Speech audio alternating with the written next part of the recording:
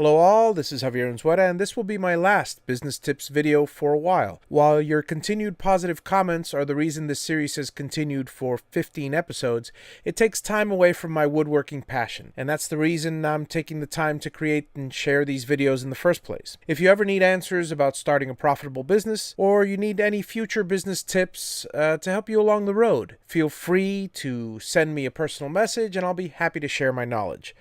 Take it from someone who's wasted a lot of time on mistakes and learning all the shortcuts. If you're looking for the secret to my business success or the secret to creating any successful business, it's not a secret. Hard work, commitment, and dedication. The most important piece of advice that I can share with anyone is, don't look at the outliers.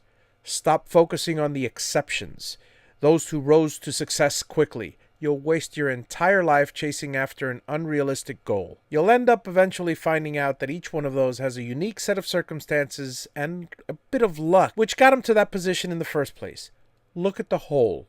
Study the average successful businessman and just be better. Here it is, tip number 15, teamwork. Hello, this is Javier with Javi's Woodshop, bringing you your business tip of the week. This week, building a team. While a single proprietor can reach a certain level of success, moving on to the next level requires a team.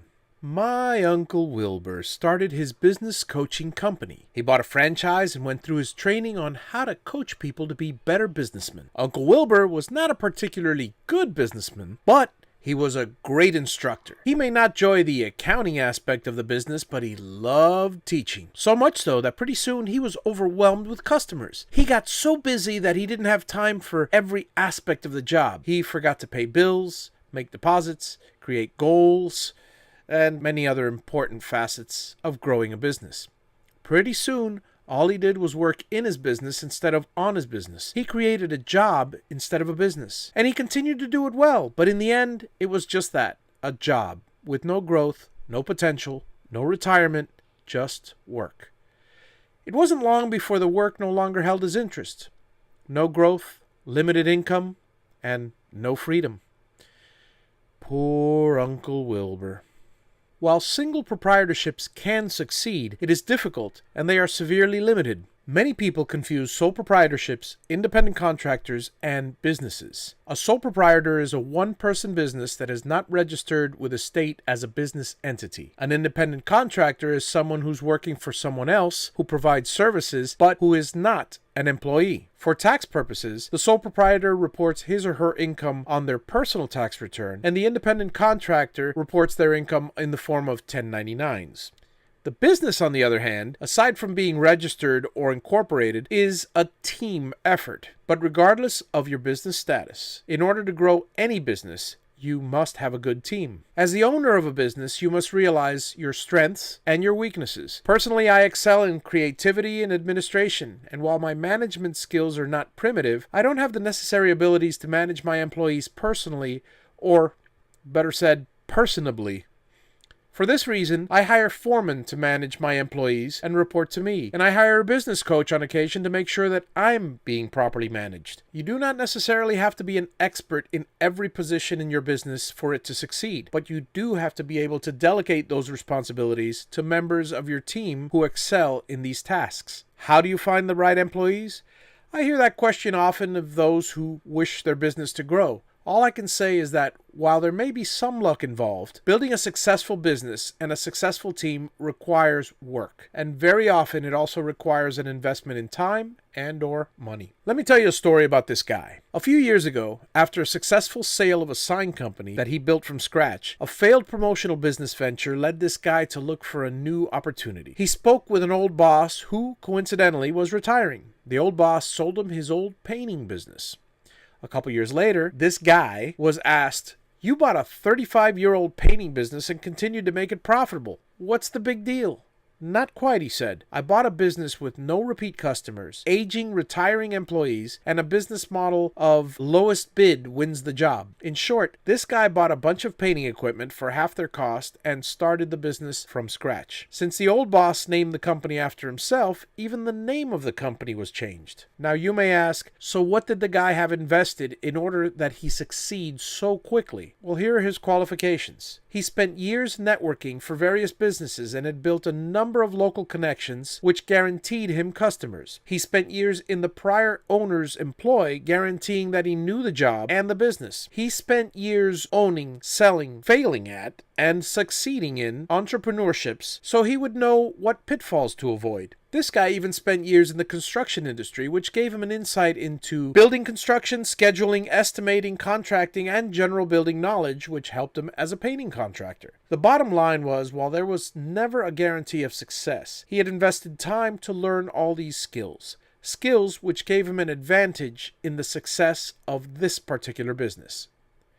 But this guy couldn't handle bigger jobs without help. If he was painting a large building, he didn't have time to do the accounting, the taxes, the sales calls, the estimating, and so on all at the same time. So he got help. He hired a crew. Some guys quit after an hour. Some guys quit after a month. Some guys stayed on for good. Some guys took a lot of training. Some guys very little. Well, after a time, he had so much business, his business finally doubled. Then the walls came tumbling down. With his 5-man crew, he was so concentrated on the work that he never filled the pipeline of future jobs. All it took was a lull of 1 month, no customers for 1 month, and all his employees left to find other work. Another failure and another lesson learned. He had to start from scratch all over again. Eventually, he built another crew and then a second, and he ended up spending most of his time estimating and finding other work for the men rather than doing actual painting. He obtained some long-term commercial contracts, and after a while, he found the right balance to maintain his business, his sanity, and his free time. Now, you can spend all day long painting house after house by yourself, if that's what you wish. Or you can build a team and eventually turn a one-person job into a business where everyone has a stake.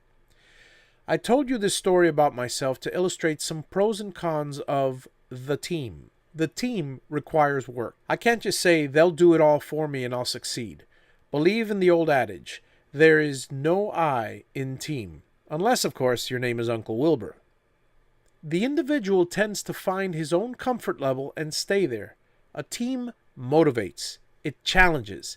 It often maintains momentum in a business or increases momentum, so you're either forced to, or better yet, encouraged to do more and better. Members of a team can take on tasks for which they are best suited and thus reduce the burden on any one individual. For example, one member may have phenomenal sales skills while another excels at administrative tasks. One may be a whiz at computers and data entry while another may be a creative genius who lacks every other skill in the book. Still, another may be that guy who can motivate that genius to get some work done despite his desire to sit on the couch and create ideas without anything to show for it.